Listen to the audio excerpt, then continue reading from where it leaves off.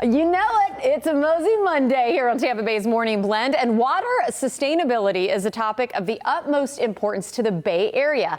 But how do you help kids and maybe some grown-ups understand it? Good question. That's why we have MOSI expert with us today, Catherine Exedy. She's going to help us out. And Catherine, welcome, first of all. Thank you. We love it when you can explain it to us like we're five. You got show and tell stuff like we're five. This is great for the kids and great for us. Yes, it works. Yes, thank you so much for having me. I've brought our watershed model here. So what we tell the kids about with this is the difference between stormwater and regular water that might go down your drain.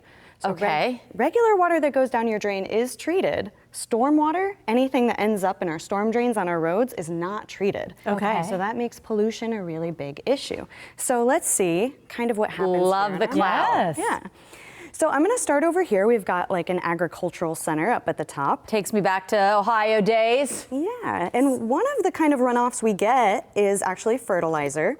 So you'll see right here. Oh, look at that. It's brown. That can be good. What's cool about this, though, is that this is a wetland area. So wetlands do a very important job in our ecosystems of absorbing extra water and some of that pollution. So it's kind of like a catch for us. So it's a good thing. It's good that we have wetlands. They're very important for kind of processing and cleaning our water, even if it runs off. Okay, so they're almost their gap stop, basically. Okay. It is, but watch what happens when you start to add a little more. Would you like to try to add some rain? Rocks beat the cloud. Feel free to add some anywhere. Maybe right here would be a good spot. Okay, what's going on over here? Oh, there's changing the color of it. Oh, this is red. Yeah, we have a little bit of pollution, and you'll see what happens as you start to add that. It goes into our waterways. Look at that. Now, if only pollution was just Kool-Aid, because that's what it smells like to me. Is it Kool-Aid? It is. Oh, I smell it. Yeah. So, yeah, if you want to take turns doing that, you can. Okay. I've got some more. That's one source of pollution. Just anything that we have on our roads. You'll notice this oatmeal here is representing trash. And that's kind of going right into our ecosystem. Okay, where do you want me to go next? We've also got these septic tanks here if you want to pour some of that. You'll notice even on top of some of these buildings, like the house and the factories, they also can be sources of pollution into our environment.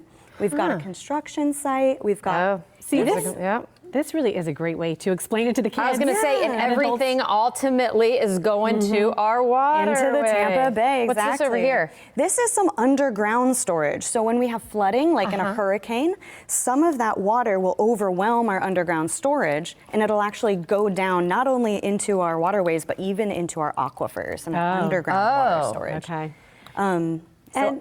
So just in general, I mean, what are the best things? This again is so great to use to show how it happens, but what are the best things we can talk to our kids about in terms of water sustainability in our Tampa Bay area? Exactly, yeah. One of the easy things we tell the kids is only rain down the drain. So no trash should be on our streets going into our drains, so kind of trying to prevent littering is one good way.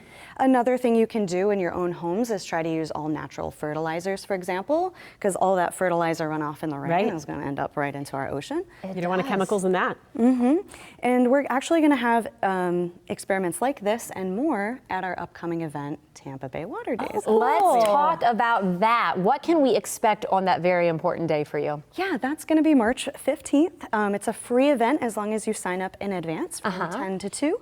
And you're going to be able to do hands-on experiments all about water sustainability, not just from MOSI, but also from community partners like researchers or local government.